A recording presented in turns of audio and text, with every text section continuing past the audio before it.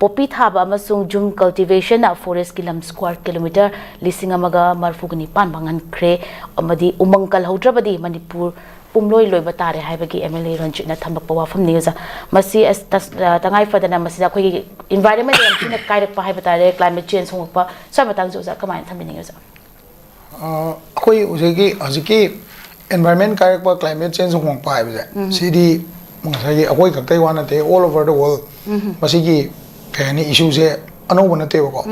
huji huji Iraq ta tawriba sorry Iran da tawriba sisu adugi impact la kadoi ne ko maram de koi oil reserve mayam gas reserve mayam gi lengdo lengjin lai chine ko da akoi ne yeng do ji kaino ga Manipur state government ji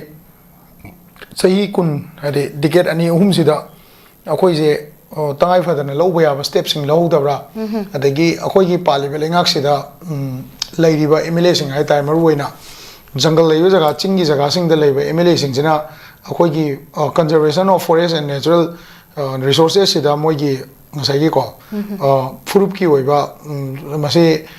furup amagi lamni natraga lamje koktok dringai da samna ibra natural resource harvest tawdringai da akoi gi ayaba logudamni haiba natana protection and preservation dadi thawai je kya lo yarok tabra haiba je akoi gi miyeng dam chaun tai ai tare last sahi kunthra je ko ada sahi mada mamangi tamda honorable hanagi honorable chief minister oremba N Biren Singh je magna main issue pukhat ki bajai koi forest ki laiba environment je sok chalakpa poppy plantation masing hengalakpa then even kenorom da koi gi hengle prom chochanpur de kang poppy district ta aerial survey to bugan ugiba jaga sing dune ko hari ba pot sing je magi mafam gi concern MLA sing duna thawai yaw da bagi matang si oina naina ninge hai tare ko hari ba pot si anobana te Manipur miyam da khangda te even akoi gi panbe abada hai tare ko khoi gi wangjing turen marin gi mathakta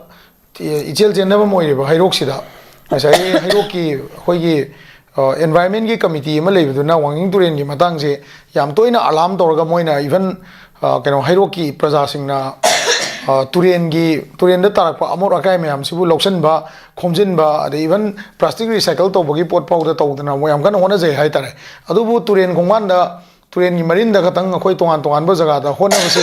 si tanatana khoi gi atopa chingi jaga da gi su keno se jungle koktharak pa hana horamba leramba vegetation da gi handarak pa je masi akhoi matam mahum gi MLA sing duriam concern oram to eba lengak da hangba wahangsu amani adubu assembly sida particularly se Kangpokpi district ki MLA sing Chochanpur gi Frezol gi Saikot ki swai gi MLA sing je even Ukhul district ki ko dagi Kamjong gi swai gi MLA sing sida akoina particular question number raise to ma changi magi prajana magi jaga da MLA du gi constituency area oi ba jaga du da kai gumba uwa ka thap pa henjalak pa tar gi di masu responsible oi ai tare masi gi pochi yam kuidring ai da Rajasthan dara kalai da no ma nga sai gi keno da khoi gi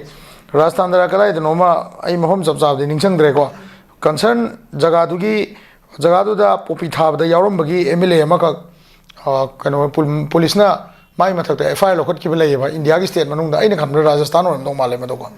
adu da mai jaga da poppy tharam bagi hai tare ko aduna masi gi accountability sidi lamdam du lei ba praja khunja ko aduga madu da lei ba arm group sing natraga kano sing hai tare akoi gi